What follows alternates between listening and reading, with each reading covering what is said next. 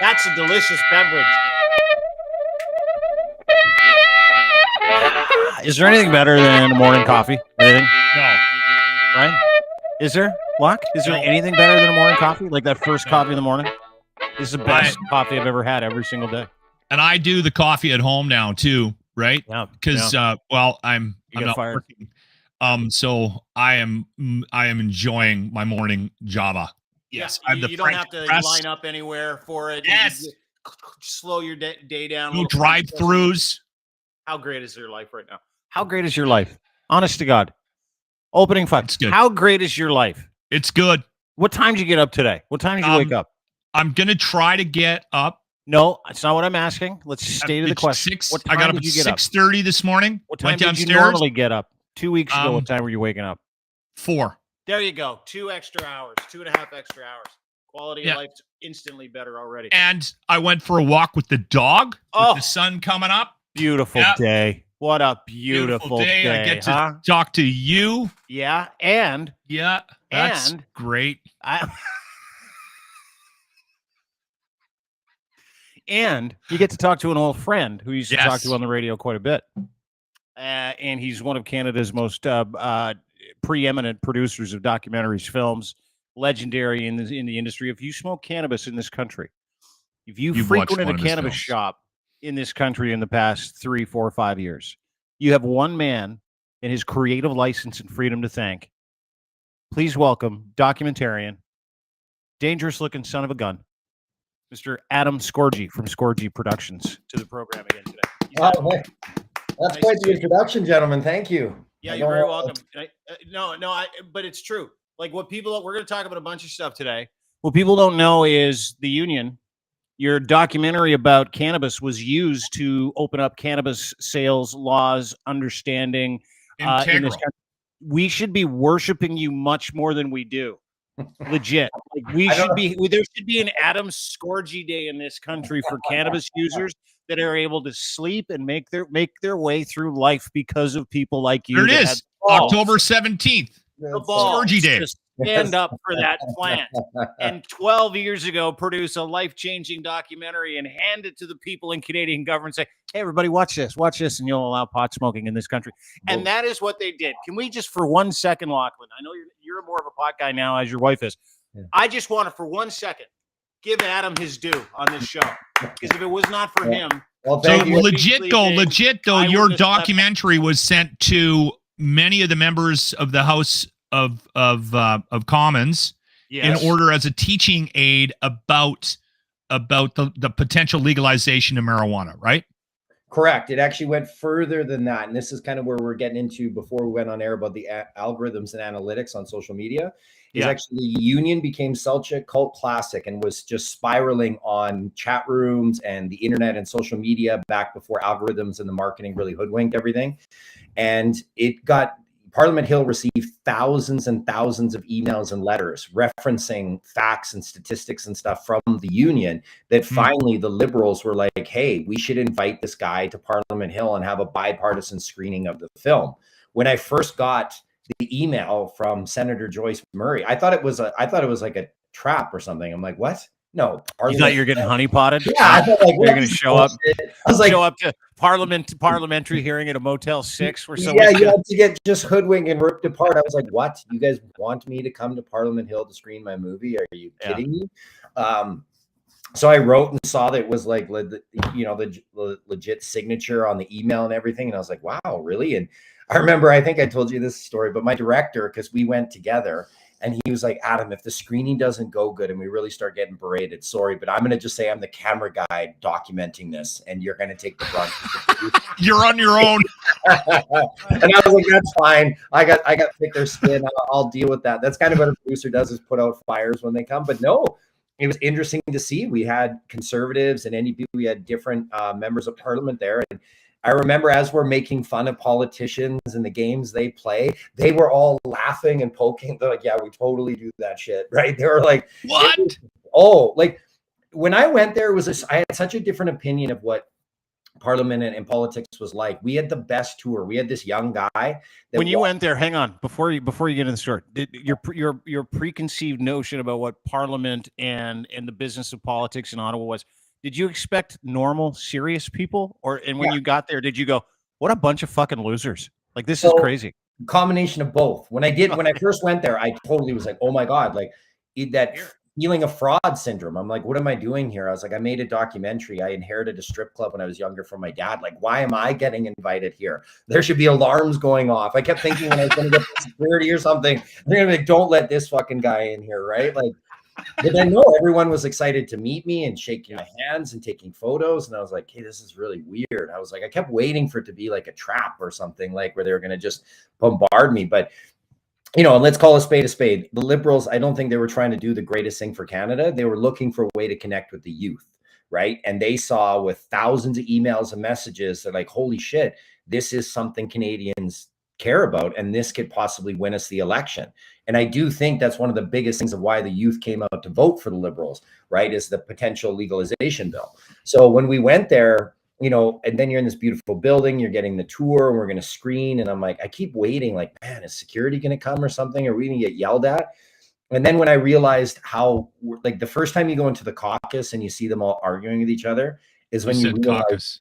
Yeah, it's like how ridiculous this is. And our host told us that, like, it's like kindergarten where they're like, and we as the conservatives, here, here, here, here. And they all pat each other on the back and chant and bang like this. Yay. Yeah, and then the next person stands up and they totally don't answer anything of the questions that they said. They just throw another form of spin, and then they all cheer for each other and clap.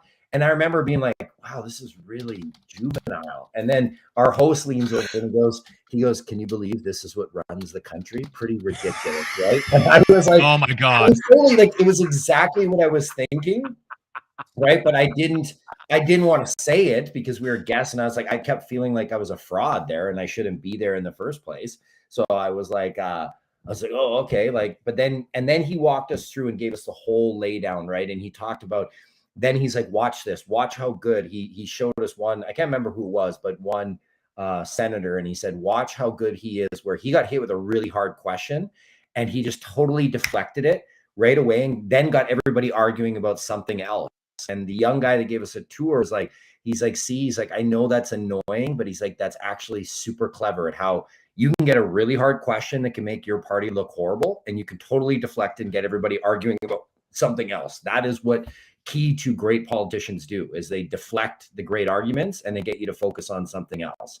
Do you see any Coke residue in any of the public bathrooms? I didn't quite get the private tour, right? I just got the general tour in the front, so I didn't see that. Yeah. But I do remember this. You didn't lick any back of the toilet seats? No, I didn't. You didn't see any caucus members come out doing some of this? Time for question period. Dean, are you insinuating that our members of parliament might use drugs? Yeah, I am. I'm insinuating that members of parliament, a lot of them are coked up 100%. Well, that was so. It's funny because we talked about. There's a clip in our film, The Union, where we talk about how members of parliament would have a tough on drug policy, yet they would get caught for the very same thing and not serve a lick in jail and get a slap on the wrist. And when those things were coming on, I remember our director and I were like, oh shit, I wonder how and they were smiling at the tables and like this, being like, yeah, totally. Like one rule for everybody else and one rule for us, right? You are not making my opinion of politicians. You're not easing it, making it better here, Scorgie. Dude, Scorgie knows what I know that I've been trying to tell you for the past 2 years. It's all that there's theater. Some hypocrisy. Yeah, it's generational elites that want to make you pay them for the privilege of living in this country. And to Adam's point, is a joke, right? Like, we just want, dude, we watch it in real time. We're watching it in real time. We're watching the elites and politics destroy everything from media to digital media to, dude, you got fired this week because of it. You know, Scorgie's business is harder to navigate because of it, right? Like, I mean, the digital business that we use is harder to navigate because of this. It was so nice back in the day when you could organically, like, you know, use social media to actually connect with your audience. But now if you're not paying, it's like it just crushes the algorithms. And it's so hard to hit with an audience now. Like, it really, I was telling a story to you guys before we started recording, but we're working with Dane Cook now, right? And Dane Cook at one point was the biggest comedian in the world because he was one of the first to utilize MySpace. For those that are, you guys have all heard of it, but younger generations like, what? There's a social media. MySpace was the first. And had they made it easy to use like Facebook, Facebook wouldn't have existed. They had a majority of the worldwide marketplace. And Dane was the first one that realized, like, or one of the first people that was like, man, I can actually directly connect with my audience. I can sell out shows without having to go in 3 or 4 days and do all this radio and TV. And he would take hours on the weekends responding to every person to try to make it personal. And that's why no one knew he blew up. They're like, how the fuck is this guy breaking all these records and connecting with so many people? And even other comedians got mad. They're like, you didn't go slang at schools and universities and do the hard roads for years. Like, you don't deserve this, because he was adapting with the times. But now he said, he's like, man, it's so frustrating because my audience hasn't translated now with the new algorithms. He's like, now I post things, and if I don't pay for it, he's like, it totally gets stifled. Yeah. And as he's saying this, I remember it was like, it reminded, what's the word? Like, you go back that, that I was reminiscing when I was like, fuck, that's what we had for the union. Like, you would make one post or one discussion and get thousands of interactions of people getting in there. And now it's like, we still have the union page. It's got like 700,000, and you'll post and you get 3 likes or something. Like, no one interacts with it. Whereas we used to post a photo, like, or a meme when they first got popular and get hundreds of thousands of interactions, comments, likes, shares. It's sad to see now, but like, social media really feels like it's hard to market on now. It's so saturated. Yeah, because the algorithm doesn't reward you on social media or any of those platforms now, because they've been ginning us up, kind of getting us used to using it over the past and needing it over the past 20 years. And now everybody that owns one of these hosting platforms, whether it be YouTube, Twitter, Facebook, the algorithm recognizes one thing first. Did you pay us for this? Did you pay us for this? So it doesn't matter about how good or the merit of your creativity to some extent, right? Doesn't matter who you are or what you do. If you're not paying the algorithm to that point, you're not successful, which is another reason why traditional media is taking it in the mouth, because radio's free, to Lachlan's point, right? Everybody's like, I'm not being rewarded by listening to that radio show. It doesn't give me that hit of dopamine of a like, or it doesn't give me that excitement. It's just there. It's just this white noise. And it's almost the same with television. And I'd be interested to find out about that business model for your industry as well, right? Like, how has the algorithm shifted profitability or revenue in your business? Because that's all about eyeballs too, and generating buzz, is it not? It's super tough. It's like, you're always trying to, like, we've got Breaking Olympia coming out right now with Phil Heath, who is an interesting, one of the first bodybuilders, the greatest of our generation, 7 in a row. He beat Arnold's record, right? Only Lee Haney and Ronnie Coleman have more Mr. Olympia titles than Phil. And he was the first. This guy is so jacked. It is like, it looks painful. Phil Heath is that jacked. When his biceps were at their peak, they were 28 inches. Like, that used to be my waist when I was in my 20s. So yeah, I like that. We'll focus on the used to. Yeah, well, definitely used to. Used to be.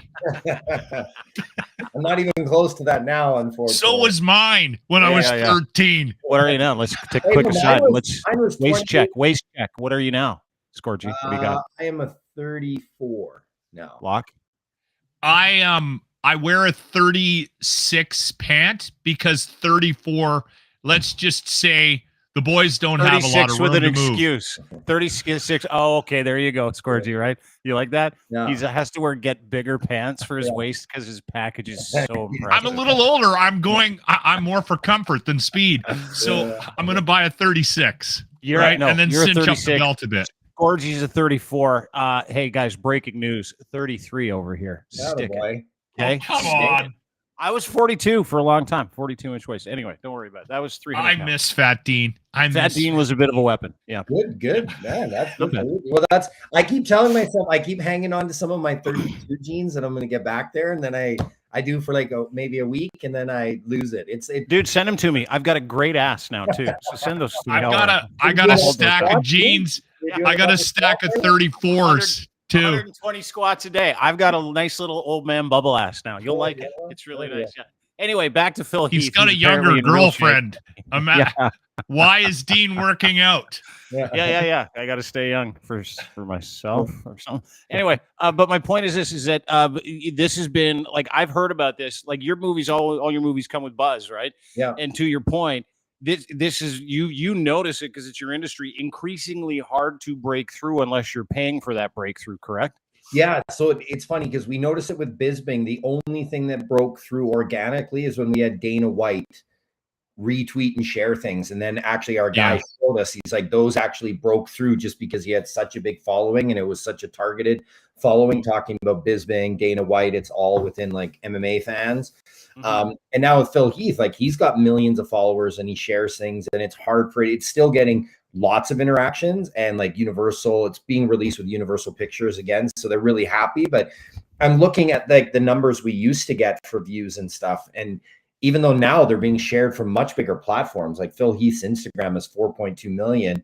We would share things back in the day just on ours and we'd get almost as many views as now his with 4.2 million followers, because if you're not paying for it, they just crunch it right down. So it sucks. And then you're competing now too, where like, you know, Universal's model is still getting people to rent and purchase for transactional, right? Against streaming, where a lot of people are like, what? Like they don't even know what a movie is if it's not on a free streaming platform, right? They're like, what do you mean it's still transactional? Like I have to like rent it and buy it. So it's a battle. Although the streamers are losing a little bit because they're, you know, Netflix is going so much by the algorithms now that some of the content I feel is like really slipping, because it literally, you pitch them an idea and they like run it through their algorithm and they're like, not too niche, not for us, or doesn't fit. Oh, it's all AI. Even the pitch process is AI, where they'll say, okay, give us the pitch process. We'll run it through this formula and we'll tell you whether or not we're going to carry it, because it'll tell us whether or not we can make money on it, because that'll tell us whether or not there's enough content here or there's enough activity here that we can actually use it algorithmically. Or hit whatever ones they want, whatever demographic they want to hit. Crazy. So it's like, so you see a lot of people saying, man, like there's so much stuff on Netflix, but I'm having a tough time finding anything I like. Right. So it's a tough, and now you're seeing other platforms like Paramount, and some of them are starting to come out with stuff that people are like, man, I've been really liking the shows on Paramount. But I think it's also a lot of it is the competition though, Scorgie too, right? Like Netflix was the only game in town for a long time. Now everybody is sort of taking that model and they've tried to duplicate it. So you've segmented the not just the audience, but the content that's available and it's kind of like that it starts happening over again, because it's kind of like, you know, everybody left broadcast or was leaving TV because you're like, I don't want to have to get this package to get all my shows, right? And you're like, oh, I can just get a subscription to Netflix, get all these shows. But now you're having to get a subscription to Hulu and having to get a subscription to Paramount, having to get a subscription to Disney, right? And then those shows are exclusive to that. So then you're having to bundle those. So it's kind of going back to where it was, but yeah, it's a challenge, and you're seeing now more than ever. The thing I'm looking is like, there's so many great shows, and I'm like, man, if this were to release 10 years ago, this is the only show people would be talking about. But now there's hundreds of great shows, so it's like, it's hard for those to break. Even there's certain shows I watch and I'm like, holy cow, this show's fucking amazing. How do I have not heard anybody talk about it? You almost got to dig for them. Like I watch, obviously it's much ballyhooed. Lachlan and I were talking about it. I watched The Gentleman this weekend and it was number one on my ranking, right? Like when it's like, these are the number one movies. And so I logged onto my son's profile and it was like a totally different set of rankings, like the things that he would watch, right? Love Island. Love Island. Yeah. Also, Love on the Spectrum. Have you guys watched any of that? You watched Love on the Spectrum? No, I'm not. We're not. Yeah. Okay, I got a question. No, you have to watch that documentary. Scorgie, before we pivot to your documentary, Breaking Olympia, the Phil Heath story, because I want to talk about the doc, I want to talk about the man. You have to. I need your professional opinion on something. Love on the Spectrum. Is it a mockery? Obsessed with this show, Adam. I can't stop watching it. I've watched every episode. There's a whole bunch of episodes. I haven't watched it yet. I just saw the trailer, but I saw and I saw some of the interviews, and I was like, it did capture. I was like, wow, that's kind of interesting, and seeing how they would take that approach. So Yeah. Dean thinks they're making fun of him. 100%. Like, dude, you know, when you film a documentary, someone says something stupid and you like, you sit on that for like an extra 2 seconds on the shot, right? Yeah. Like you know the tricks, right? You know the tricks. So there's a, like, and it's in every episode. There's a couple of moments like this where it's like, this is Mark. He likes mowing the lawn and standing next to a straight wall. And then they see Mark literally walking for a second, confused, right? Yeah. And I burst out laughing, and I'm like, "This is mockery! Like, how are they not? How are they? See, There's got to be some of that in there, right? Like a little Dean's trying to do. nod to mockery. You always have Dean. This is the thing that I always tell people is people always try to say, you know, you're This is Jimmy. or He enjoys sunny days, going to the zoo, and living in car washes. I mean, like, seriously. Okay, Adam, what he's trying to do is he's trying to get you. This is Alice. To feel She better likes about going himself to the beach and because counting he's green finding M&Ms this show funny all day long. Right? He's finding this show funny, and he just wants you to say, "Yeah, they are making fun of him," so that he feels feel like better an about asshole. himself. Yeah. Well, I don't know because I haven't actually seen the show, but I have can, to watch. I can tell you this is that This those is just Dean being needy. Yeah.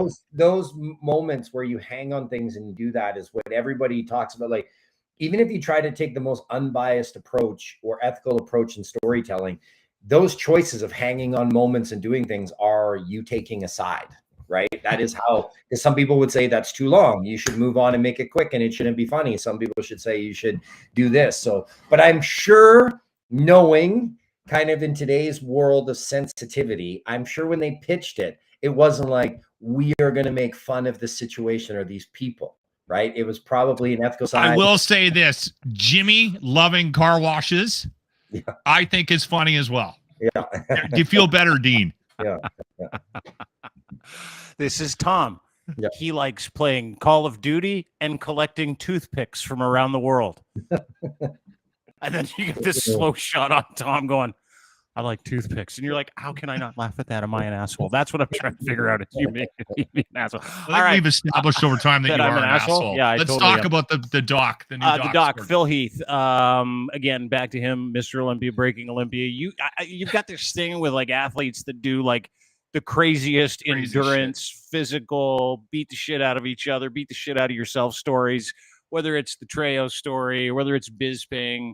But what attracted you to the Phil Heath story? Let's get to that first of all, and then we'll get to the doc. And there's a screening in Edmonton I want to get to, and some tickets, and we'll get to some of the details. But why Phil Heath? So it's interesting. A couple reasons is that some really fun. I was actually texting my dad's old girlfriend.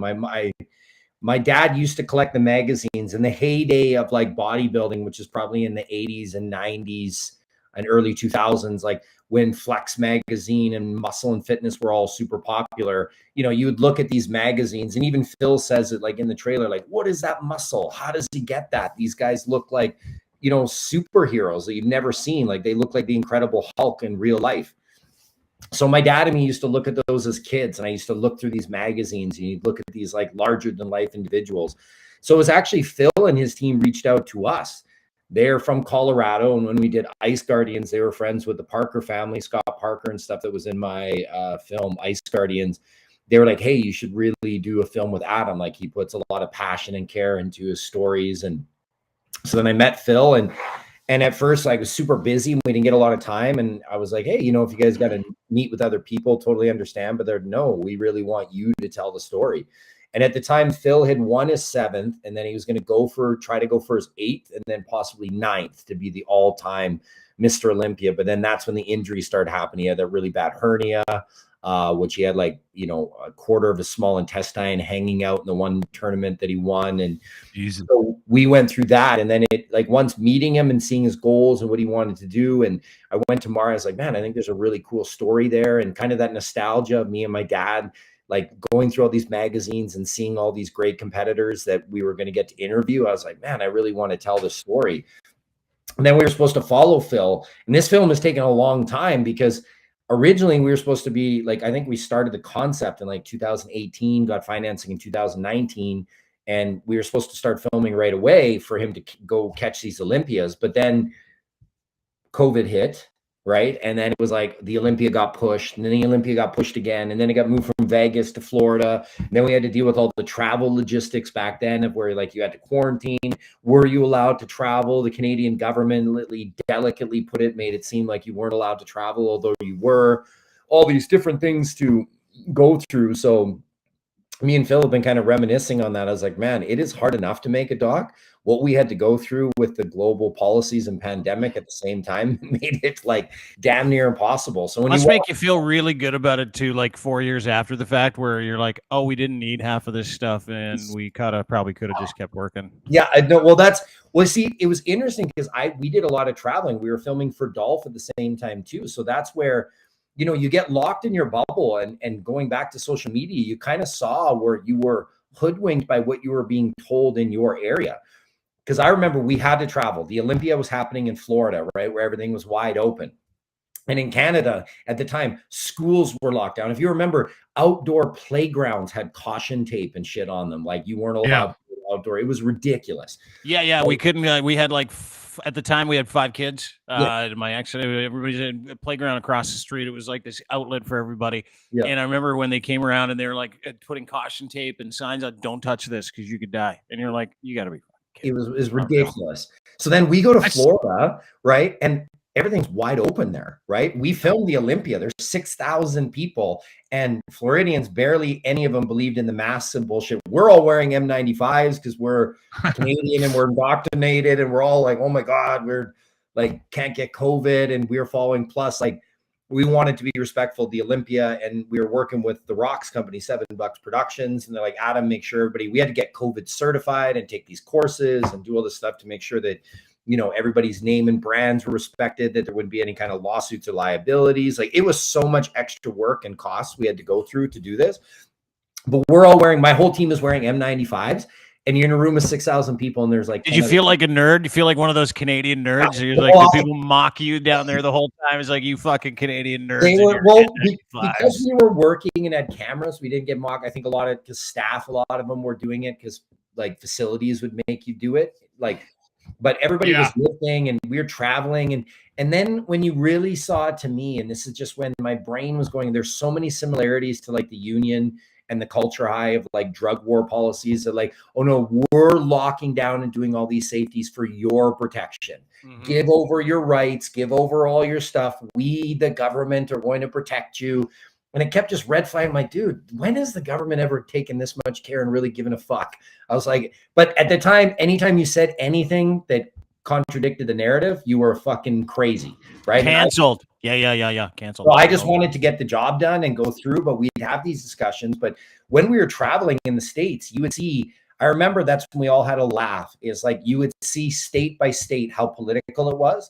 Because if you were in a blue state, completely locked down, like, you know, you had to get new COVID tests to come from one state to another just to go in, even though you just had one coming into the country. You had to get another one, right? And then, of course, they were 150 to 225 US a pop for each one of my team members. Even though you were vaccinated and you had a vaccine passport, you still had to go get that. Yeah. You had to get all this. And then you would go to a red state and it'd be wide open, right? And then I was like, okay, but then like the hospitals must be slammed, right? So we went to visit my parents in Texas, where again, nothing really shut down there. They did 2 weeks. They actually did 2 weeks and then moved on. Whereas we did 2 weeks to flatten the curve, which came to 2.5 years later. We finally released things, but Texas actually did 2 weeks. And like my parents, my mom had just battled a stint of cancer, and she went to the hospital. I'm like, Dad, were the hospitals like overrun? You guys are wide open. Like they must be. And he's like, Adam, it was like a zombie apocalypse. Nobody was fucking in there, other than other cancer patients that were going for treatment, right? There was nobody. And this was, you just kept going like, what the fuck is going on then? That's just so weird. And then this was the ringer for us as we went to Vegas, right? Which I kind of call a purple state, right? Because it's kind of in the middle, kind of flops. It's fairly lawless there. So whatever you like. But it was might be blue, but that's where the blue go to. That's why I say purple, right? It's kind of purple, red, and it's kind of. So they were 50% open. 50. The casinos were allowed 50% capacity. The restaurants were allowed 50% capacity because the two sides could come to an agreement. They're like, okay, we can't be fully open, like the red states, and we can't be fully closed like the blue states. We're going to be 50% open.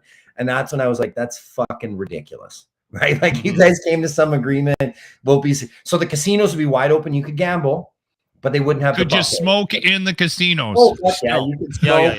Right? You could smoke and you could smoke, gamble, drink, but the buffets weren't open and the nightclubs weren't open.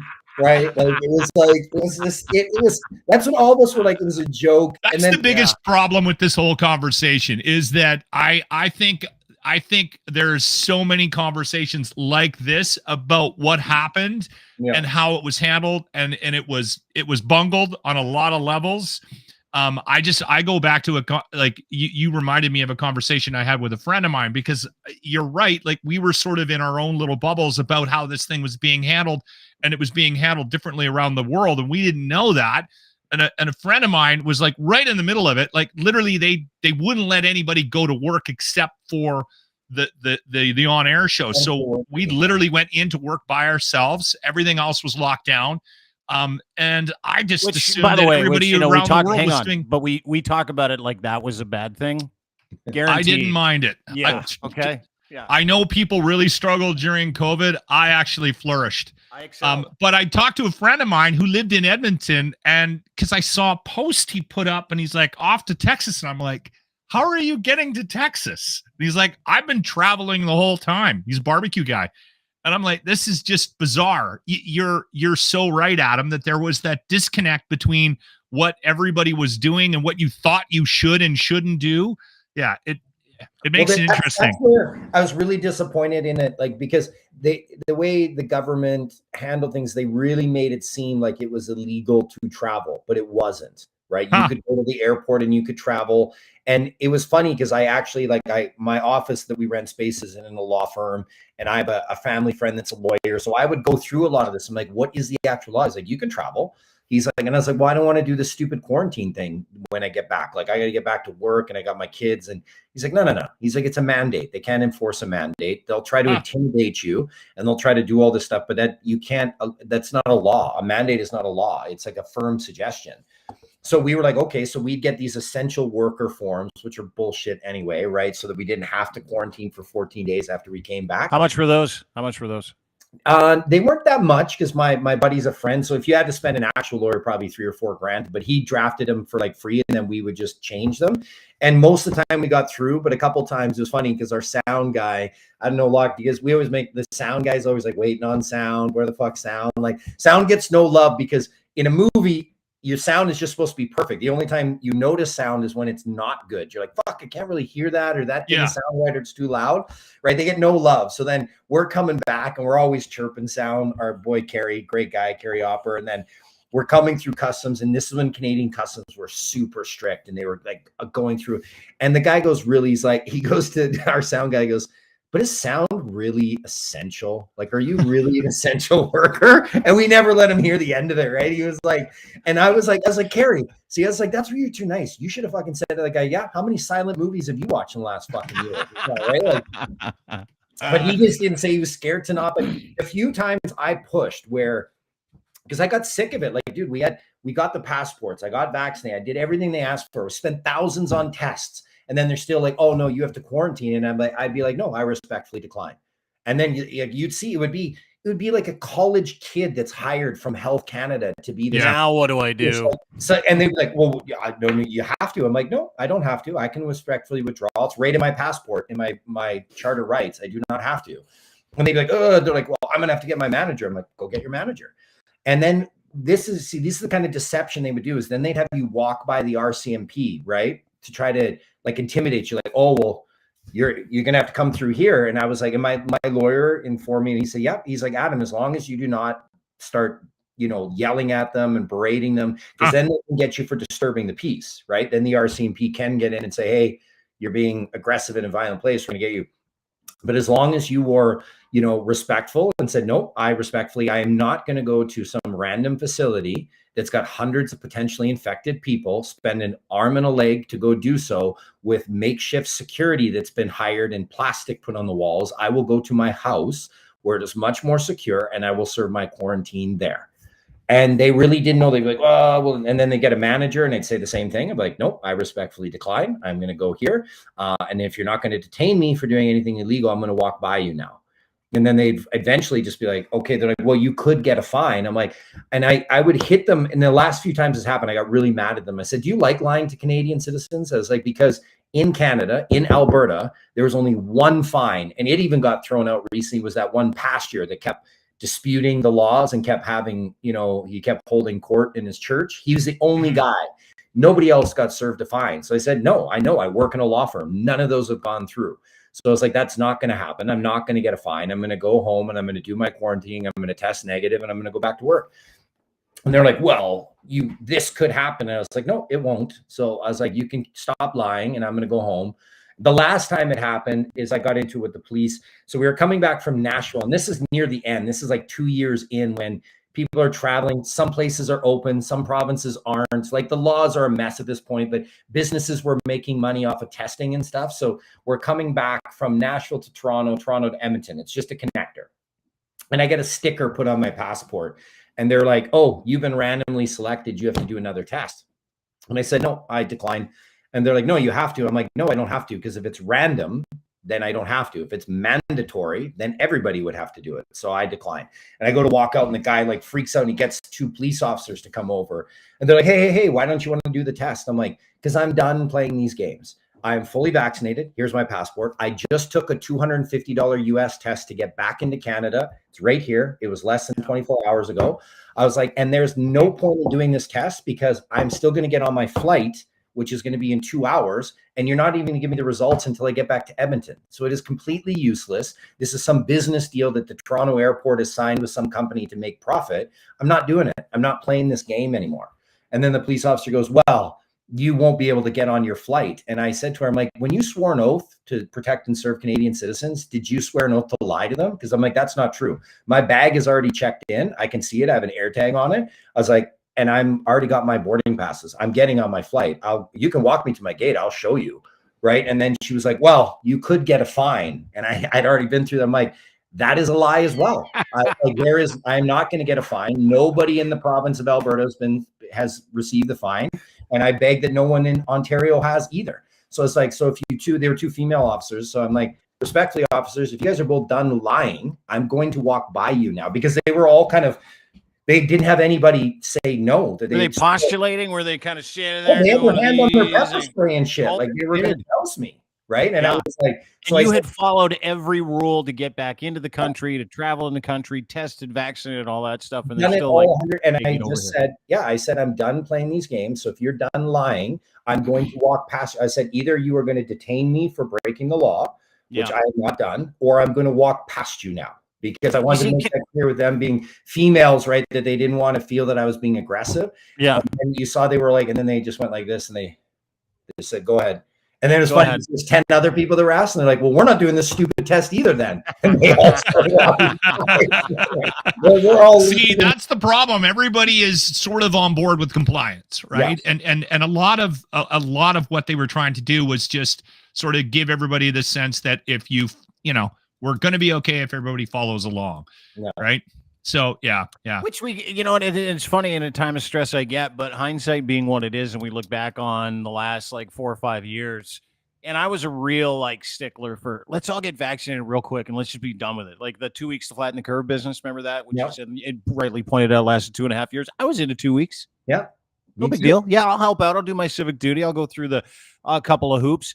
But I find it interesting that you're reliving these stories and you're telling us the real life application when everybody was at home going, no big deal. I mean, you went through it. It is a big deal. It was a big deal. And there were a bunch of different interests that are a big deal. So unless you're willing, you can have an opinion on whether or not we've just been through government overreach. You can have an opinion on whether or not, our rights were removed from us unjustly. You can have opinion. And I've got opinions on civic responsibility and rights as well. Yeah. But those opinions don't come with the experience of dozens of flights and interactions that you had, right? So it's really and how many people just didn't do it because they didn't want to go through the hassle of doing it, right? That was probably the majority of the businesses that sort of rely on travel at that time, right? So you were testing the boundaries because man, I learned so much from this one. This is where you could see, and I think why probably now just worldwide, like see, you're not seeing, this is the thing, you're not pissed about it. You've learned a lot about it, right?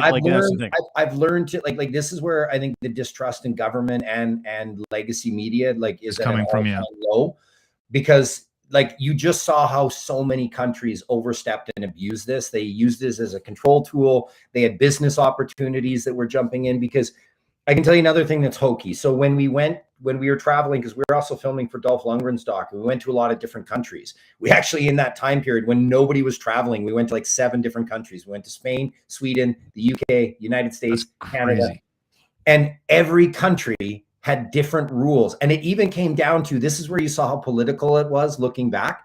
Certain vaccines that were made in certain countries were given the thumbs up. Ones made in other countries that countries didn't have good trade embargoes with were not accepted, right? They'd be like, no. If you have that vaccine, doesn't work, right? We don't accept that as a regular vaccine. You have to get this one. And you're like, what the fuck? I thought it's supposed to prevent a virus. Who the fuck cares about who makes it, right? Yeah. And then if you came from one country, again, that didn't have a good, it would be considered an amber country and you'd have to quarantine. But if you came from a country that has good standing trade, that was a green country and you wouldn't have to quarantine. I was like, are we dealing with a virus or are we dealing with trade embargoes with countries here? Because this is fucking ridiculous. So we would cheat it, where we'd be like, okay, this country's got a trade embargo. So we would land in this one, stay a day, then go to that one, and then drive back to this country and go to that country, so that they're like, oh, you just came from France, which we have a trade deal with, so you don't have to quarantine, even though you're just in Spain, which is an amber country, which we don't accept.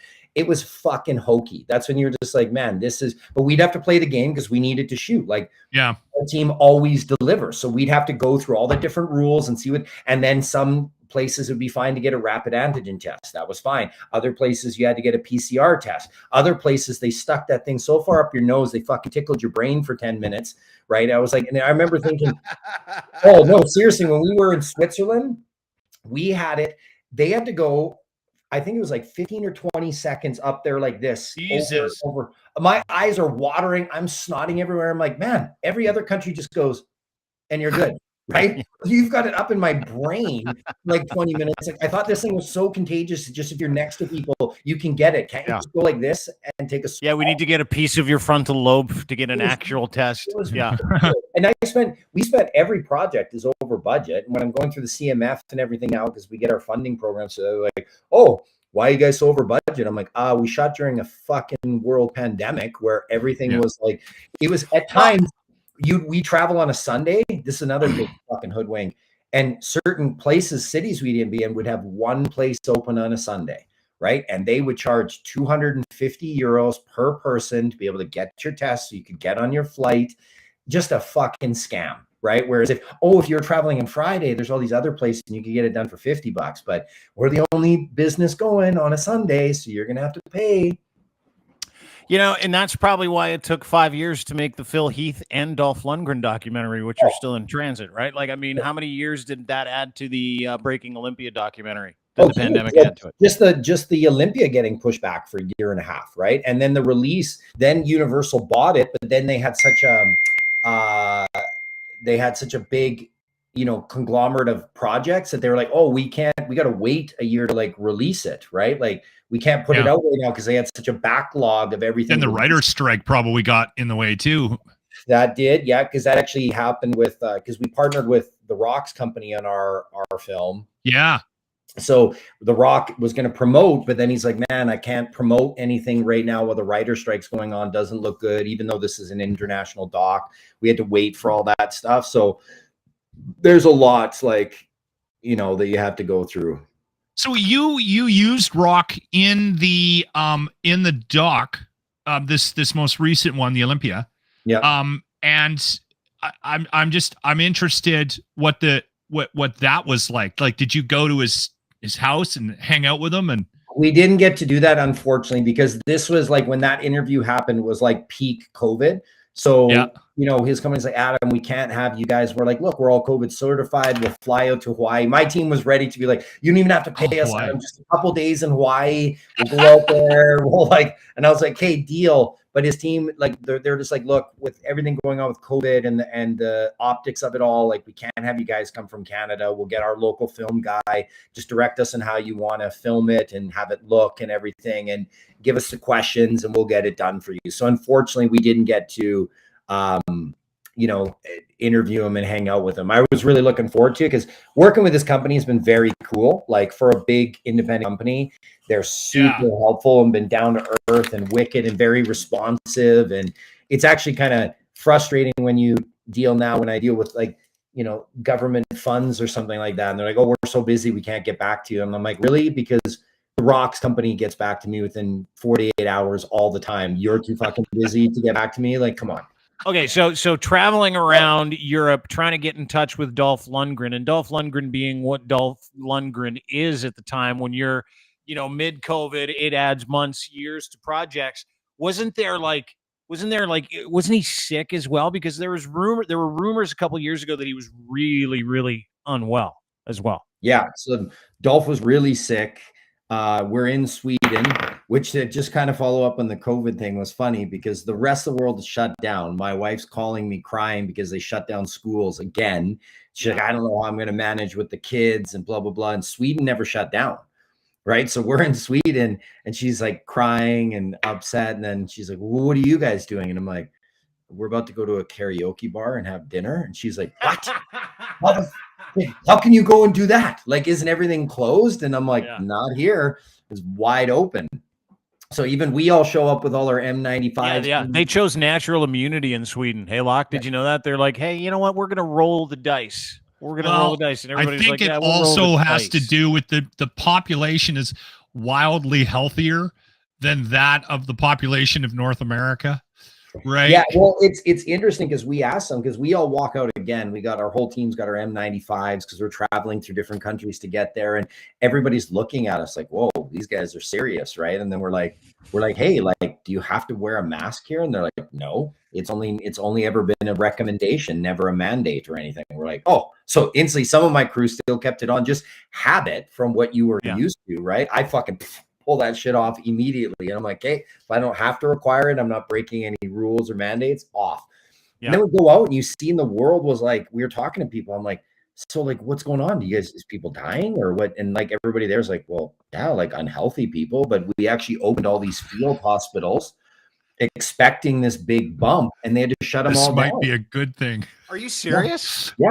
They had to close because the stories that we got out of Sweden too are wild.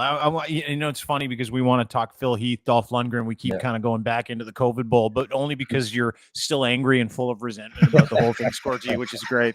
I love how doesn't matter what we book you to talk about. We always come back find a way of bringing up. We're all still your dissatisfaction with the Canadian government. Well, it's interesting because we were traveling. It was so interesting. And again, going kind of like the analytics and the way the internet worked, because you're still getting everything back in Alberta, right? But then you're also seeing Swedish news, and it was like so weird because you're getting all these feeds through social media, and that's when Kenny was getting lambasted here in Canada because he was keeping things partially open, right? And he was like the only premier doing that, and he was getting roasted. He wanted to keep the bars open. Yeah, well, Sweden did. Everything. So that was. So you know what's really just the gay bars, to be fair. Just don't close the bars. So you know what's interesting because I got because jet lag, right? Couldn't sleep the first night, so I started really looking, and you look at like the landmass of Sweden, very comparable to Alberta. And then you started looking at the time, Alberta was 85% vaccinated and Sweden was only 60%, right? And Alberta was getting something like 10,000 new COVID cases a day, and Sweden was getting like 300, right? And yet Sweden was only 65% vaccinated. They were 80. Sweden was wide open, and Alberta just shut down again because it was getting too high of cases.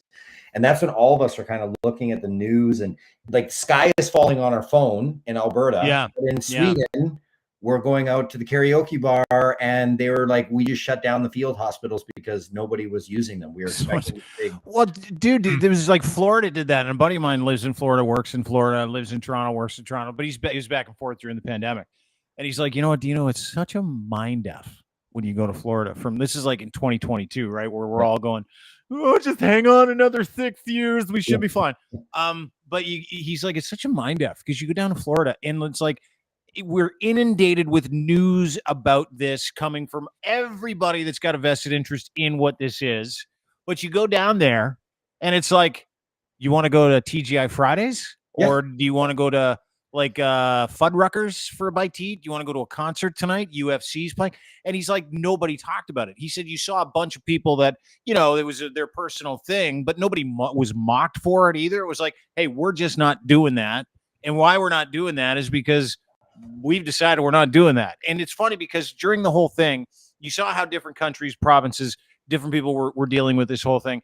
And for someone like you, as you're explaining it to me, it's giving me all kinds of layers and contexts to, and this is going to be a shocker, to that group of people out there that were like, we're not complying. Yeah. I'm like, oh, yeah, maybe I do agree with parts of what. Yeah, it was weird to see, and of course, we're in foreign countries, so we're trying to follow by all the policies to make sure we can film, because that's what you're still a businessman, and I know you, Adam. I know you were vaccinated, and you and your family tried to do the right things. It just, I think that some people are wired to ask questions, right? And some people are wired to be skeptical, and that's not a bad thing when you take a look at something like we went through, in 2020, 2021. Well, the government overreach is definitely the part that gets me the most, chap. But we're in Sweden filming with Dolph, and we think we'll get back there. Everything's going good, and then Dolph texts me at 6 at night. We'd done filming. We'd started really early in the morning. And then he's like, hey, it's very important you and Andy, the director, come back and tonight, can you guys come back at 7:30? It's very important. We need to talk. And I'm like, yeah, sure. And all of a sudden I'm texting the whole crew, our DOP. I'm like, man, did you guys say something? Did you guys piss him off? Did you feel at any time he was upset? And everybody's like, no, we thought we had such a good day and good bond. Did you guys steal anything from his house? No, that's like, they do like a couple of memorabilia, but he wouldn't notice. Right? Yellow short. Yeah. Did you steal the Ivan Drago robe from his office? So I got a good story about that too. So none of that. Right. But then we go and we're like, no, it's all good. But you never know what the town, like that's the challenge with docs, man, is you're dealing with, people's legacy pieces and their stories. So it's sensitive, and you've got to build that rapport and be able to get to where they're comfortable talking to you about everything. So we go back, and then Dolph is a cool cat. He reminds me of like a Canadian coming from Sweden, small country, like very humble, although he's accomplished such great heights. And he's like, oh, hey guys, like they're cooking us dinner, and they're like, here's have a beer and let's have some wine. And finally his fiance Emma's like, Dolph, tell him, like, let's stop beating around the bush. And then I'm like, okay, here we go. What did we fuck up? What do we have to take on the chin and overcome? And he goes, okay, guys, you might want to book the rest of I know it's tough to travel and everything right now, but you might want to book my next few interviews right away, because I've been battling cancer for a while. I haven't come public with it, but it appears the medication I'm using is not working, and all the tumors and stuff are growing. So I know they've given me a very short time frame to live. And he's like, and I also don't know what I'm going to look like through treatment. So I want you to book the next few interviews, because I don't know if all my hair is going to fall out or what I'm going to look like. At this point, we're almost in tears. We're like, what? No, he's like, so hopefully I can push through to the premiere of the documentary, but I don't know. The outlook's not good. Mm-hmm. And thankfully, spoiler alert for the doc, he got a third opinion, and they found an anomaly with his cancer that's actually the anomaly is similar to a kidney cancer, that they have a very commercial drug that he can get just about anywhere and take. And it drastically shrunk all of his tumors. Thankfully that he went and got that third opinion. Wow. We'll get that done. So yeah, now he's looking good. He's healthy. He looks great for his age. He's working out every day. He's 66 now? 66? Yeah. Is that it? He's about 66 years old. Yeah. And he's been battling this kind of cancer. He's real quiet for 8 years. He didn't say anything until last year to you guys, right? Yeah. Well, that's because it got really bad. They were all in his lungs. They were everywhere. He wasn't sure. Where are you at with the Dolph? And hang on, just real quick. And I want to find that out too, but real quick, a further testament to the conversation we were just having about medical opinions and getting other medical opinions, right? Like getting all the information, advocating for yourself. Well, good for him, because not many people would. They'd have to second opinion and be like, that's it. You nailed it, Dean. And he had to go through a ton of tests too, because it isn't easy to go. So actually, Dr. Drakaki, who we interviewed, his oncologist, he went to go get a third opinion because his business manager was on the golf course with a whole bunch of cancer doctors. And they were like, he was already at Cedars or whatever in LA or UCLA, one of the two. I can't remember which one I have to look at, but And when he first brought it to the new doctor, Dr. Takaki, she was kind of like, man, these are colleagues. I know these people. These are highly like, I don't think I'm going to be able to find anything. Like, I'll do it. And the reason she did it, she's actually from, I can't remember where, either she's somewhere Middle East, I think. And she was like, the reason she decided to do it was because actually her and her dad had watched Rocky IV when they were younger and shared this great moment. So she's like, oh, I will, because it's a lot of tests and stuff that he had to go. It isn't just a simple go take a blood test and figure it out. Like he had to do MRIs and scans and all this stuff to try to figure out if they could find anything. And she said, are you prepared for the amount of work that takes? Because it's work to try to figure it out. And she wasn't going to do it, but she had that memory with her dad. And she's like, oh, this would be okay. I'm going to do it for him. And then Dolph's such a cool guy. And then she was so, you can even see it in the film. She's we found this anomaly and it's going to extend his life. And it worked out really good. But like you say, Dean, like thankfully Dolph was willing to push for a third, because he'd already got it from like, is either UCLA or Cedars, one of the top in California. And, you know, kind of like given the diagnosis, there's nothing we can do. So what did you steal from his house? Yeah. What did he call you back to give back? I didn't steal anything, but I have a little thing. This is kind of, you guys are more my age group and would get it. So when we're in Marbella, Spain, filming with him, he sold this big palace that he had out there. I saw right away when we walk in the house, I see the power sword.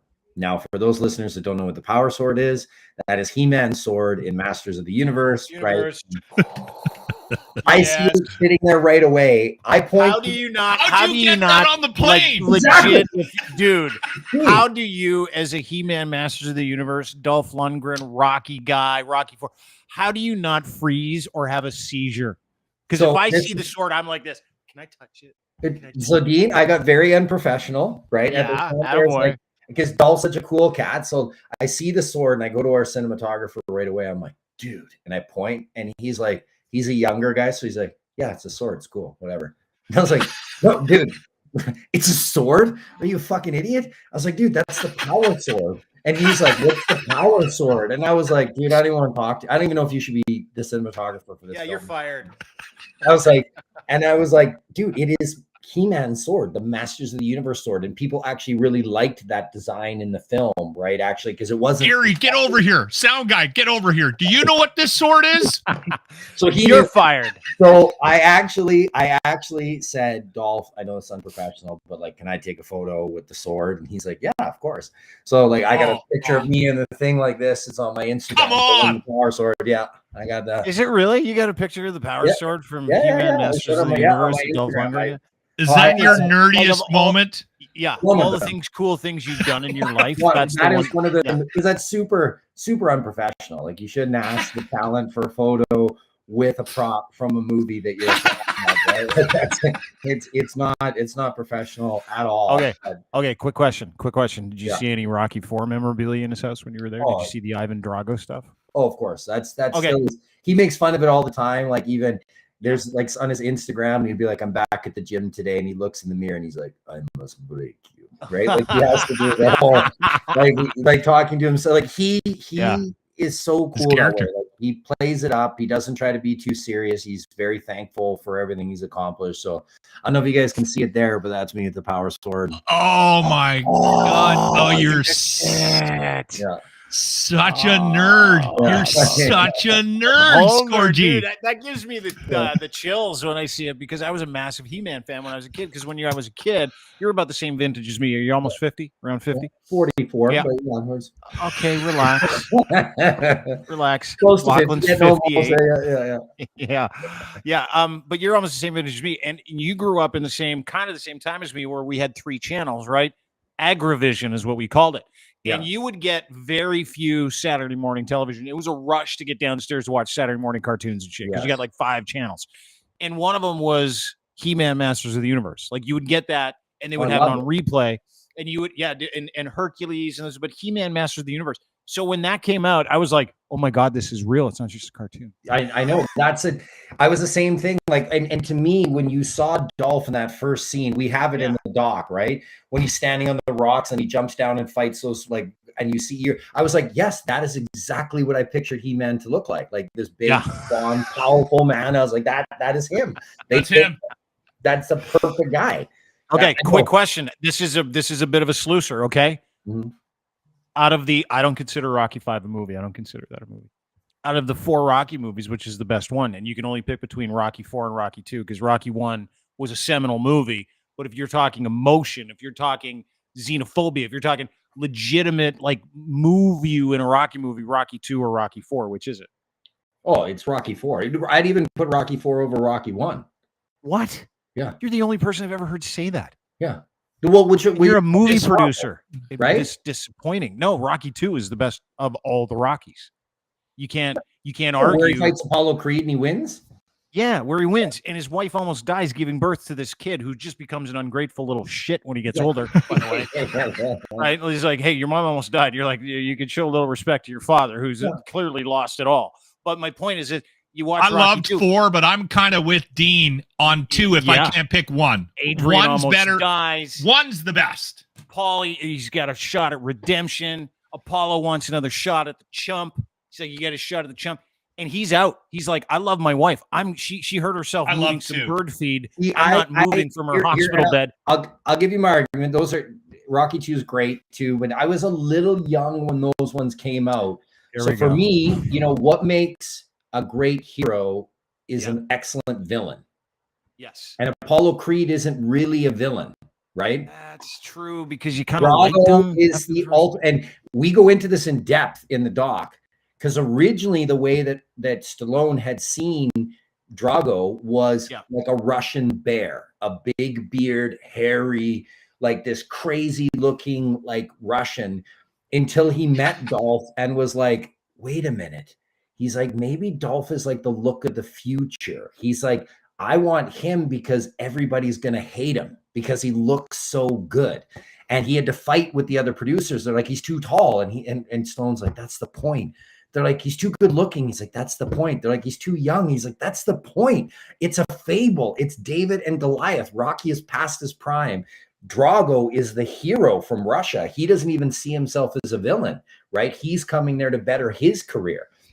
He's like, the line is like, I did not come here to lose, right? Like he comes here to win, right? Yeah. And then, but he fights the ultimate like American hero, the underdog who has to train in the snow and beat him. So I love that we all have a bad Russian accent. Every single one of us. But here's the other thing. Based on Rocky 4. All of it. Look, they're all great movies, but the one I would say is, can you say, I guess you can, because you can say Adrian, but I'd say you could say I must break you. And almost everyone knows what that is. Rocky 4. 9 out of 10. Rocky 4. Yeah, which but is the one? Which is the one with the street fighting? Was that 3? Oh, that's 5 with like Tommy Morrison. It sucked. Yeah. It was terrible. But okay, that line from Rocky 4, give it to you, the most famous line of any Rocky movie of all time. Yeah. The second most famous line, Adrian's in bed. She wakes up. They're having this nice moment. She goes, I want you to do something. I get chills just talking about it, Scorgie. I want you to do something for me. Come here. He's like, what's that? What's that?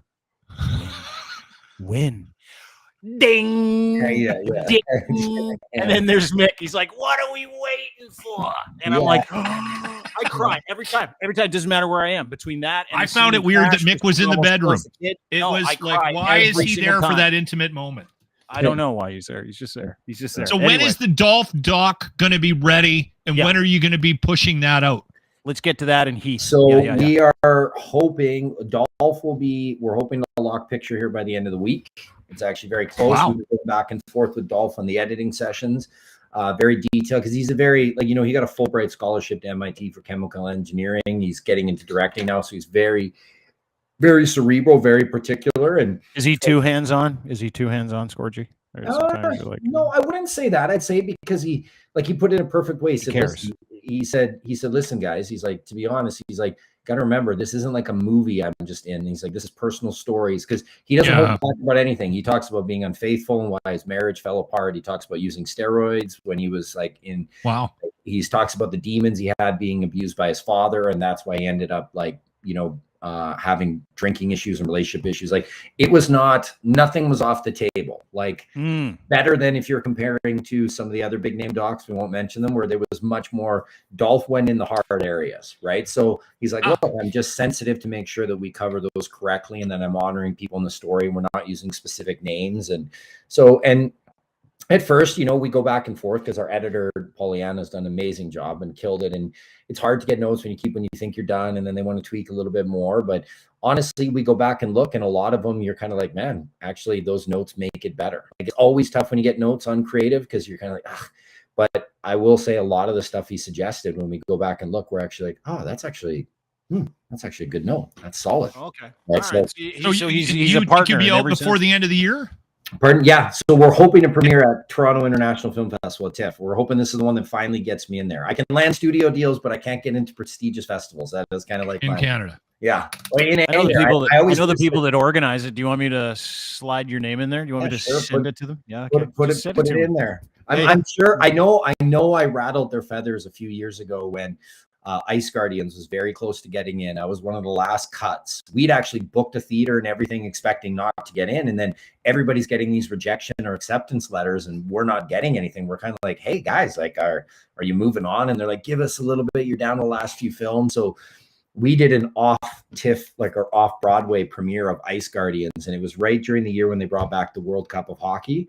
So we had all these players. We had Brendan Shanahan show up, Wendell Clark, all these tough guys, Kelly Chase. Like, we had like the Hall of Fame of tough guys there, sold out 500 seats. It was on a prime night. We got prime media because hockey in Toronto, it like supersedes or is equal with even big movies and big celebrities. So we got all the prime morning spots. And of course, I didn't correct great media personalities such as yourself, Dean. They would say, oh, Ice Guardians premiering at the Toronto Film Festival. And I'd be like, no, we're premiering during, but sure, you want to say at, no problem.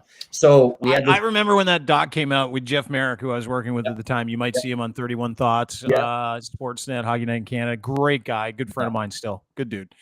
And I remember when Ice Guardians came out, he flipped me a copy of it. He goes, "You got to watch this. This is so incredible." And he loved it. And so it premiered during the film festival. And I remember him telling me it's not really a film festival thing, but it's one of the greatest hijackings of a film festival you'll ever see in your life. So it goes one step further. So then after that, there's called the TIFF Film Circuit, where they book it at all the other kind of other tier 2 and tier 3 festivals all over Canada.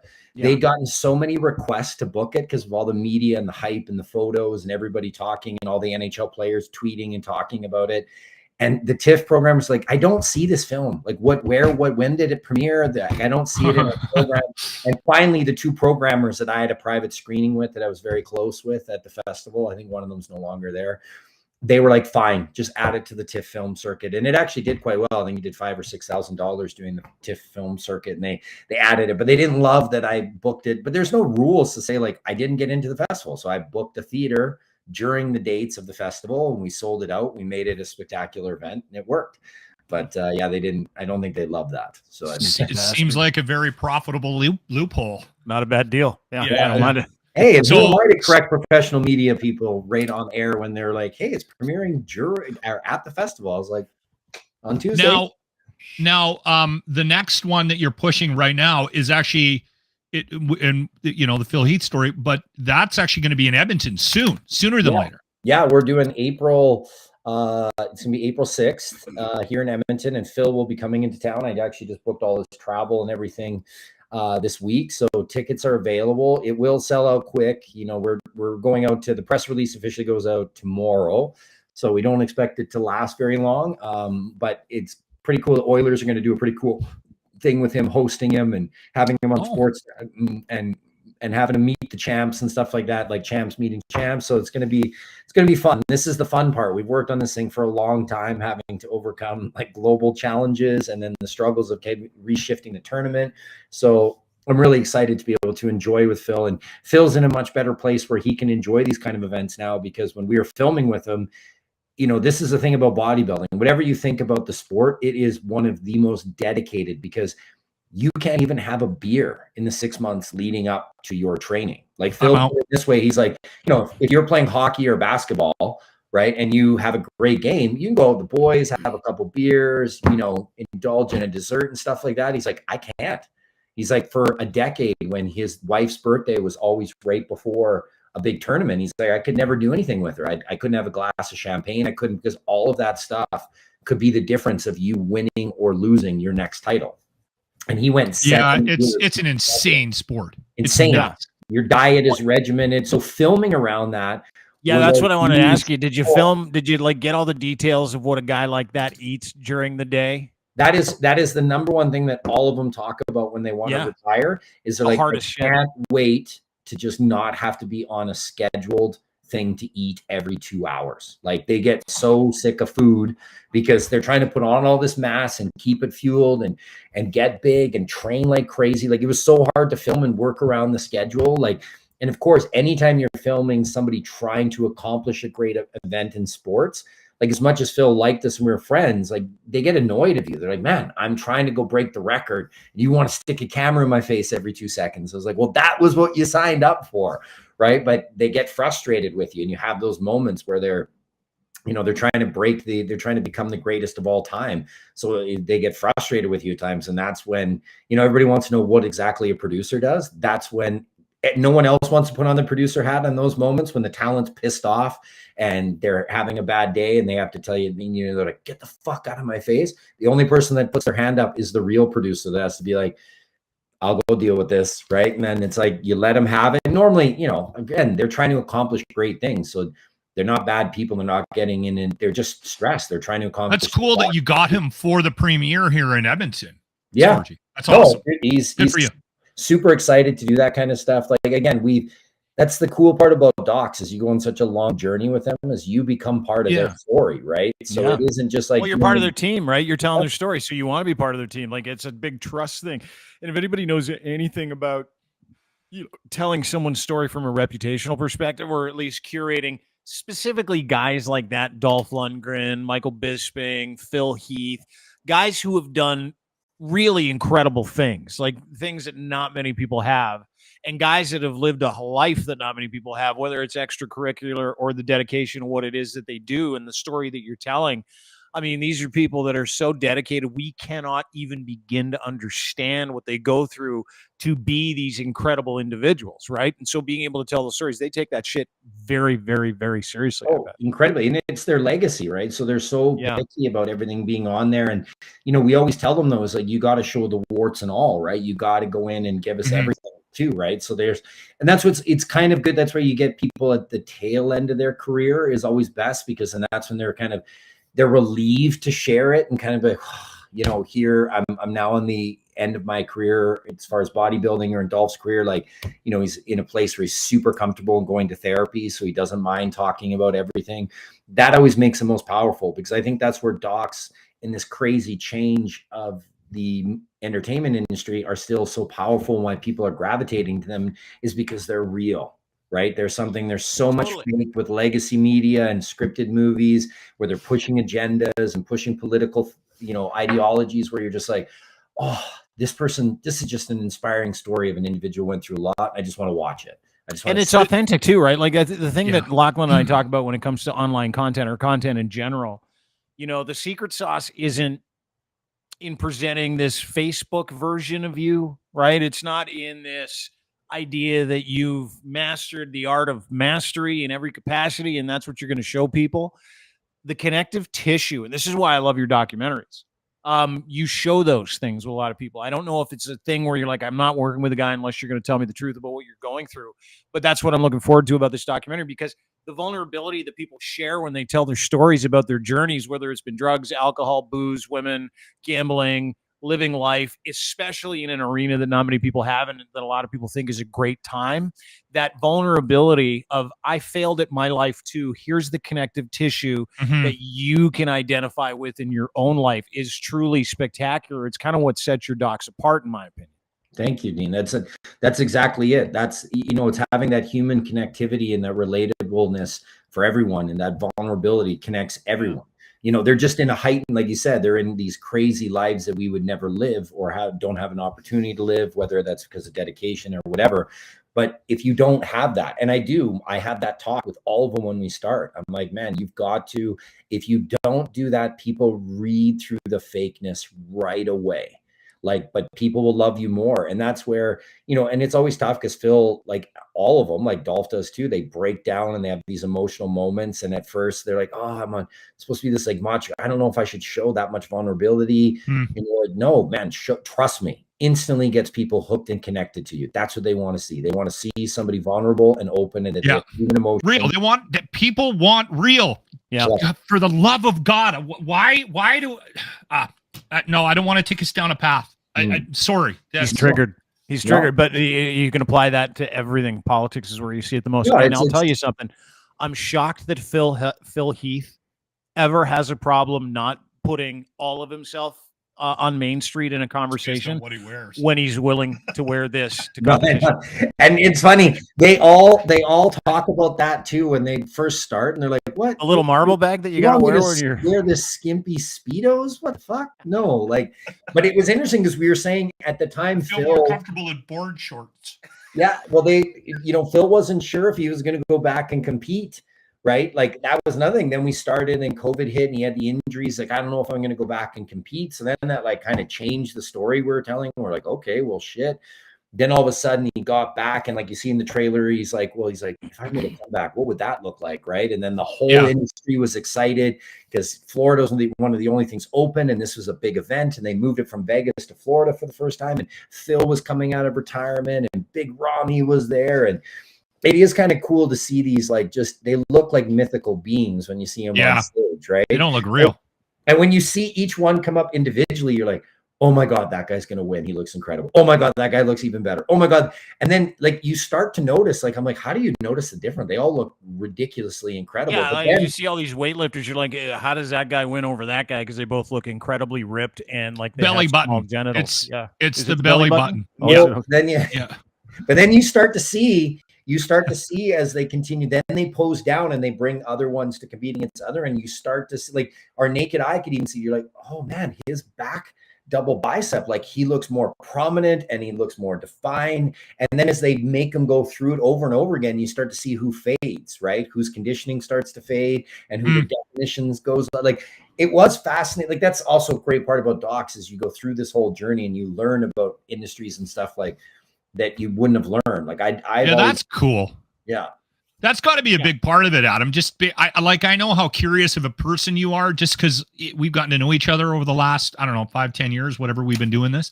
But yeah, I can see that being very appealing to you, that you get to dig into another topic and figure something else out, right? Yeah, and learn about it from people who are the best at it in the world, right? Well, like, that's that must be very cool. That's why I continue to do it, gentlemen, because it sure as hell isn't for the big paycheck, because docs are not making me super independently wealthy, right? It's for the adventure. It's for the movement, like in getting inspired by working with these people that have incredible stories and learning, seeing different aspects of life you'd never see in your regular life. And yeah, I make a good living to be able to support my family and stuff, but that's what keeps us coming back is the adventure all the time. And we have a really cool team that we travel with. It's kind of like a hockey team or a band now. It's a crew. Yeah. It's cool. And Airbnbs have changed that a little bit where traveling isn't so bad now. You don't feel so homesick because you're with like your second family, almost your production family. So Breaking Olympia, the Phil Heath story, there is a trailer that you can go track down. If you punch that into your old Google machine, it'll come up on the YouTube. Description of this podcast as well. Oh, you're going to put that in there? Perfect. Yeah, as well as the bit.ly link to go and buy tickets to the April 6th premiere in Edmonton too. So can I ask one question about the tickets? Does the ticket include the Q&A with Phil? Is that all part of it? 100%. And then we're going to have the red carpet, and then you can come and take photos and all that jazz and get a pose with the champ and all that. Yeah. So we're going to have I always try to make it an experience, right? To make it, if you're coming out to see me and going to spend, good money, I want it to make an experience for you. So the movie is going to be great as well, but getting that experience and hearing it from the champ and the team right afterwards is always the special part of it. It's awesome. Have like an interactive thing where he gets to slap somebody as hard as he wants for an extra amount of dollars. No, we're not doing the fight stock yet. That's not up just yet, but we'll get there. Adam Scorgie Productions. Go and check out his new website, the documentaries that are coming out shortly, Dolph Lundgren's documentary. And we're going to keep an eye on where can people go for information on when these documentaries are coming out and where they can find them. Just to your website? Yeah, so to my website, but Breaking Olympia is going to premiere in Edmonton April 6th. It'll premiere in Kelowna May 10th, but it's going to be available Canada-wide on Super Channel April 6th, exclusively on Super Channel, which you can get through Amazon, though. So if you go through Amazon, you'll see it there. And then in the States and internationally, it'll be available March 26th. You'll be able to get it in all your transactional platforms. Google will be released with Universal Pictures. And then Dolph, hopefully in the fall, along with Jordan Tutu and Biff Naked. Those are all hopefully coming out in the fall as well. I saw that you had a Biff Naked documentary, and I am this closet Biff Naked fan. Well, you're like, a huge fan. She is so awesome. She's a rock star. You want to talk about one of the nicest people I've ever met? I cannot believe with the life she's been through that she is such a sweetheart. Isn't it incredible? Yeah, her life story is bananas. It's crazy. It's crazy. Yeah, it's bananas. And what she's gone through, and then when she got sick at the peak of her career, and now she continues to fight for other people. Like, it's just truly, and I've had a thing for her for like 25 years.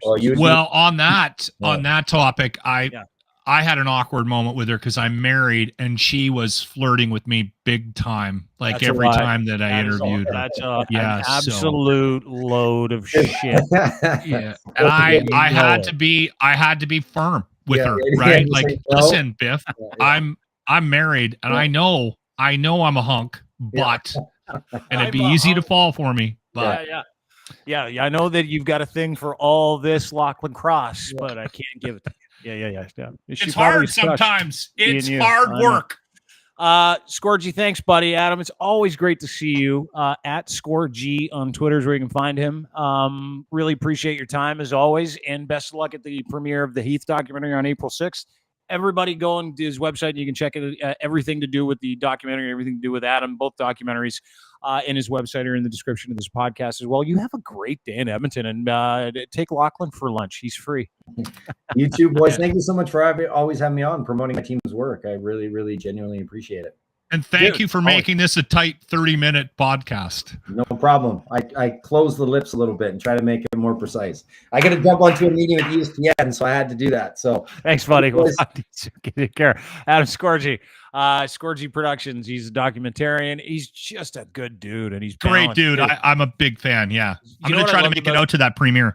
Do it. You know what I loved about the first part of his first part of that interview was how we kept trying to bring it back into the documentary, and we mentioned it at the end of the interview where he's like, hang on, guys. I just got to tell you about how fucking angry I am at the COVID situation around the world, specifically in this country. He's been sitting on that anger for a long Yeah. Well, and again, you and I have talked about it, right? Everyone has a different experience with this based on what they went through, right? Yeah. And I noticed it when I started to realize that people were really impacted by what was going on. And I'm not talking about the convoy or anything political, but I'm just talking about people were like very anxious. There was people in my family that were not handling the lockdown well. Like I don't need to get into specifics, but I remember saying to the guys on the locker room when we were doing the show, I was like, you guys need to remind me not to be too excited about the fact that we're locked down and I don't have to deal with people at work anymore. Because there's a lot of people that are really not handling this well, and they're in a situation where this is stressing the hell out of them. And I wasn't impacted like that because of how I'm wired. Like you and I have talked about that. I'm a bit of an introvert, right? Yeah. So when COVID started and they said you got to stay in your house or you can't go out to these places, I was like, oh, well, that's a shame. Yeah. Oh, yeah. But it did have an impact on people that get up every morning with the intent of having a social interaction in their lives, right? And they need that. That gives them fuel. Well, I was thinking about it, even just listening to Scorgie, and everybody says the same thing. Like what was true yesterday might not be true today, right? Is in our selfishness, and I can say this to be true, in our selfishness, mine specifically during COVID, where I was like, fuck, the world came to me. I work from home all day long. I don't have to go anywhere. Stores are closed. It's like you didn't have to think, right? You didn't have any options. You just got to do your thing. And so we grew the business. Everything was great. But that was my business. It was a stay-at-home business. But then when you talk to a guy like Scorgie and he takes you through the rigmarole or the process of what he had to go through just to support his family. Well, and not only that, also looking at the difference from traveling from one province to province, state to state, country to country, and how disjointed the whole thing. No one was on the same page. That has to frustrate you. I don't care who you are. Totally. If there's a rule for one section of the population and then it's completely ignored by another, That's just not the way of getting everybody on the same page with anything, right? Whether it's a pandemic or whatever, right? Yeah. But it was interesting because as much as the world wants to try to move past these subjects, we still get dragged back into them. We're damaged by it. Yes. Like I just watched maybe one of the greatest guys on the planet go, yeah, documentary. But I'm pretty pissed about this stuff. Still. Right. Still, because of the massive impact it had on his business and the way he conducts himself. Yeah. We're going to do a feature on the Dean Blundell show every day. With Dean's blessing, we're going to have a locker room retro replay of the day moment. And it couldn't come at a better time because we're literally in the middle of a month of repentance for all the dirty, terrible things that we do right now.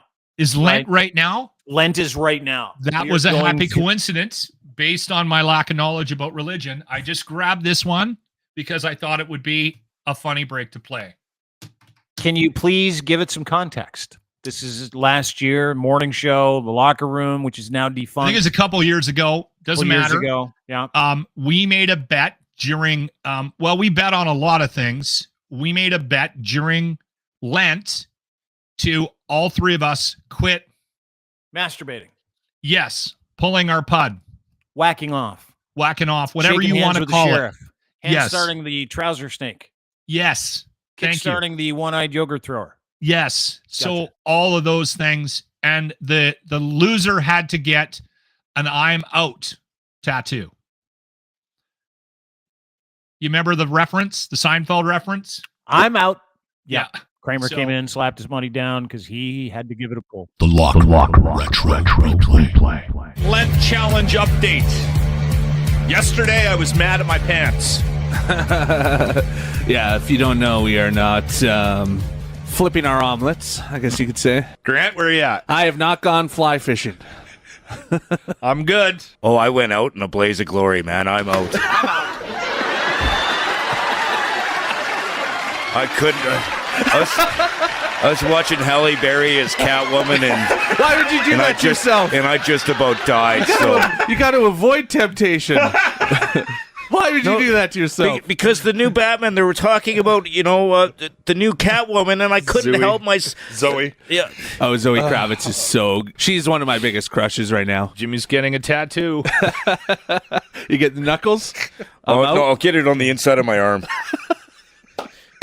I might get it just because I like that tattoo. Because I'll get it right here because that's the way it faces you're no. Jesus, too much. No, too much. All right. Well, that took 8 days longer than I thought it would. Yeah. There you go. A little masturbation humor from the locker room. We don't need to talk about. Do we need to talk about? One more thing before we.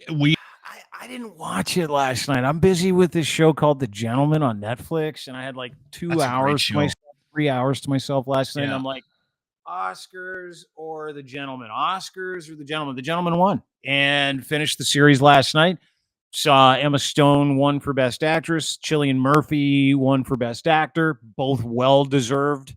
I like him. Oppenheimer walked away with it. They ran away with it. What did they win? Best Picture? Oppenheimer, Best Picture. Yes, and Best Direct. Yes, Best Director. Best Supporting Actress. Anybody?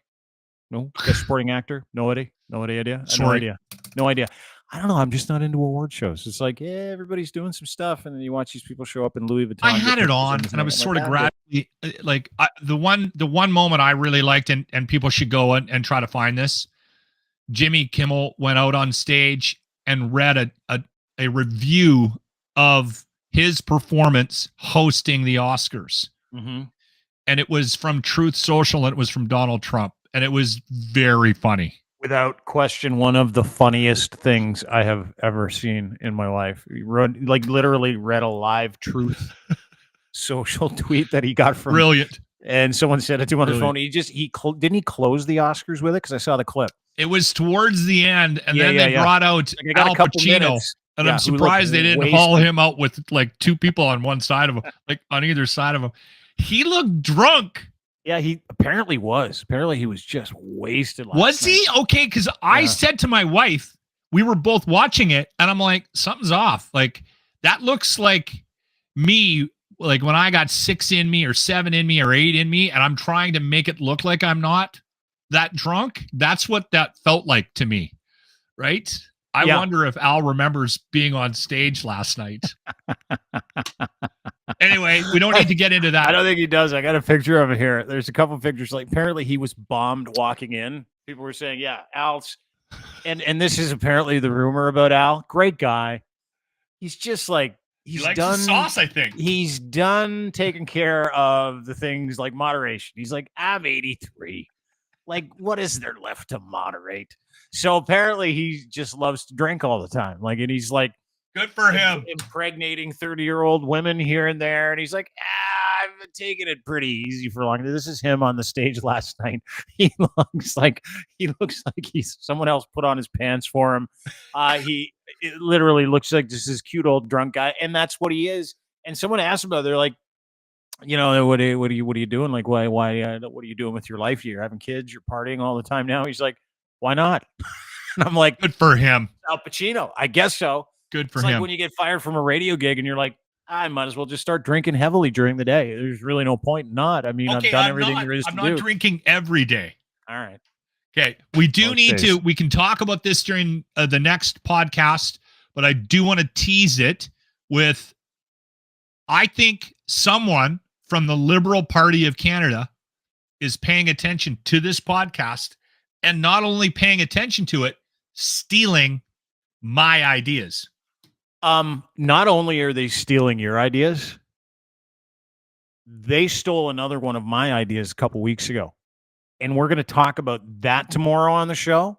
Yeah. We're also going to talk about sugar daddies on the show. Yeah. And where do people like Taylor Swift and Travis Kelce meet? Where do they meet? Because I will tell you where rich, famous people meet for sex and relationships. That is tomorrow.